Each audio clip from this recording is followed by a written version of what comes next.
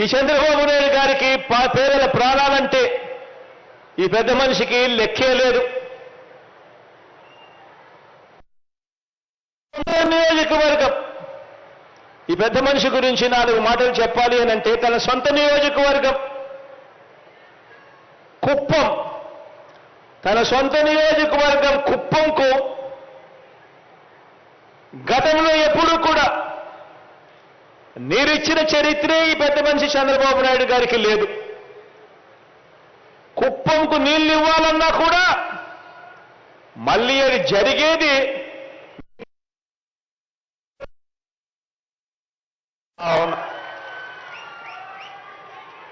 మరి సొంత నియోజకవర్గం తనని ఎమ్మెల్యేగా గెలిపించిన నియోజకవర్గాన్ని పట్టించుకొని ఈ వ్యక్తి, ఇటువంటి వ్యక్తికి ఇక ఉత్తరాంధ్ర మీద ఏం ప్రేమ ఉంటుంది, ఉద్దానం మీద ఏం మమకారం ఉంటుంది అని చెప్పి ఆలోచన చేయమని కోరుతా ఉన్నాం మీ అందరితో కూడా. ఇలా ఏ ఒక్కరి మీద కూడా మానవత్వం కానీ మమకారం కానీ 45 సంవత్సరాలు తన రాజకీయ జీవితం తర్వాత కూడా 3 సార్లు తాను ముఖ్యమంత్రిగా పరిపాలన చేసిన తర్వాత కూడా తన వల్ల ఈ మంచి జరిగింది ప్రజలకు అని చెప్పి చెప్పుకునేదానికి కనీసం ఒక్క మంచి పని లేదు.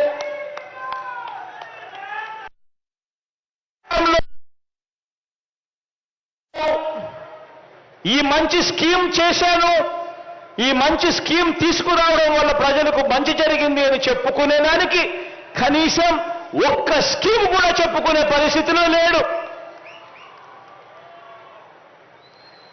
పోనీ తాను మాట ఇస్తే ఆ మాట మీద తాను నిలబడ్డాడు అని, ఆ మాట కోసం తాను ఎందాకైనా పోయాడు అని, ఆ మాట నిలబెట్టుకున్నాడు అని కనీసం చెప్పుకునేందుకు కేవలం అయినా కనీసం మాట మీద నిలబడిన చరిత్ర లేదు. ఇలాంటి ఆయన ఇక ఎన్నికలు వచ్చేసరికి ఆయన దేని మీద ఆధారపడతాడో తెలుసా? ఎన్నికలు వచ్చేసరికి తాను ఆధారపడేది పొత్తుల మీద, ఎత్తుల మీద, జిత్తుల మీద, కుయుక్తుల మీద తాను ఆధారపడతాడు. ఈ పెద్ద మనిషి మరో వ్యక్తి మీద కూడా ఆధారపడతాడు.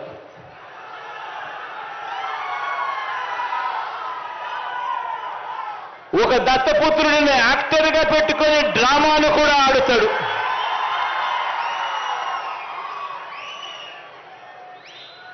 ఈ దత్తపుత్రుడు ఎవరు అనంటే,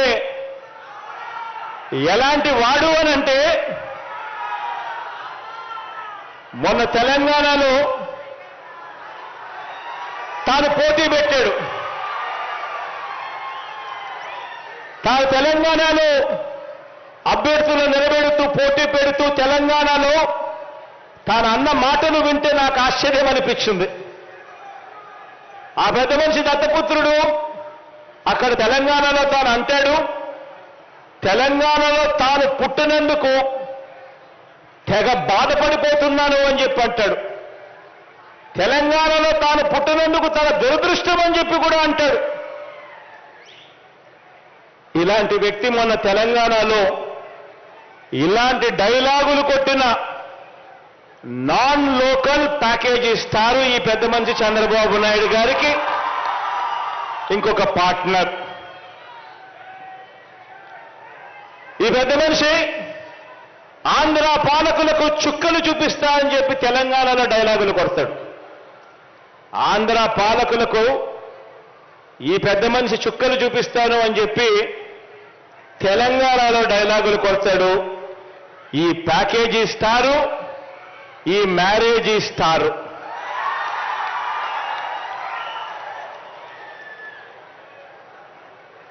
ఈ పెద్ద మనిషి పరిస్థితి, ఈ దత్తపుత్రుడి పరిస్థితి అక్కడ ఎలా ఉంది అంటే, ఆ తెలంగాణలో పోటీ పెట్టి ఇన్నిన్ని డైలాగులు, ఆంధ్ర రాష్ట్రానికి వ్యతిరేకంగా కొట్టిన ఇన్నిన్ని డైలాగులకు ఆయనకు పడిన ఓట్లెన్నో తెలుసా? చివరికి అక్కడ ఇండిపెండెంట్ గా నిలబడిన చెల్లెమ్మ బర్రెలెక్కకు వచ్చిన ఓట్లు కూడా ఈ పెద్ద మనిషికి దత్తపుత్రుడికి రాలేదు. డిపాజిట్లు కూడా రాల. ఈ పెద్ద మనిషికి, ఇతనికి మన రాష్ట్రంలో చంద్రబాబు నాయుడు గారి ప్రయోజకవర్గం ఉంది తప్ప ఆంధ్ర రాష్ట్రం మీద ప్రేమే లేదు. ఇక్కడ ఈ పెద్ద మనిషికి ఒక సొంత నియోజకవర్గం కూడా లేదు. వీరిద్దరూ కలిసి 2014 నుంచి 2019 మధ్య వీరిద్దరూ కలిసి ఎన్నికల్లోకి కలిసి వచ్చారు. కలిసి వచ్చి 2014 నుంచి 2019 మధ్య ఈ ఉద్యానం ప్రాంతానికి మంచినీరు ఇవ్వటం ఎలా అని చెప్పి కనీసం ఆలోచనైనా చేశారా అంటే అది లేదు. 2014 నుంచి 2019 వీరిద్దరూ కలిసి పోటీ చేసి కనీసం ఉద్యానం ప్రాంతం ఇంత దారుణంగా ఉంది, ఇక్కడ kidney research hospital, super speciality hospital ఇక్కడ నిర్మిస్తే ఇక్కడ ప్రజలకు మంచి జరుగుతుంది అని చెప్పి నిర్మించారా అని అంటే అది కూడా లేదు. వీళ్ళు బాబు అధికారంలో ఉండగా ఉత్తరాంధ్రకు చేసిన మంచి లేదు.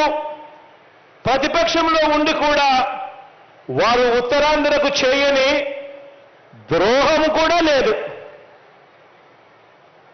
రాష్ట్రంలో అతిపెద్ద నగరమైన విశాఖను పరిపాలనా రాజధానిగా చేస్తాము అని మీ బిడ్డ అంటే ప్రతిపక్షంలో ఉండి కూడా అడ్డుకుంటున్న దుర్మార్గం వీళ్ళిద్దరిది. ఇక్కడే ఉత్తరాంధ్రలో మీ బిడ్డ ఒక బిల్డింగ్ కట్టినా వీళ్ళు ఏడుస్తారు.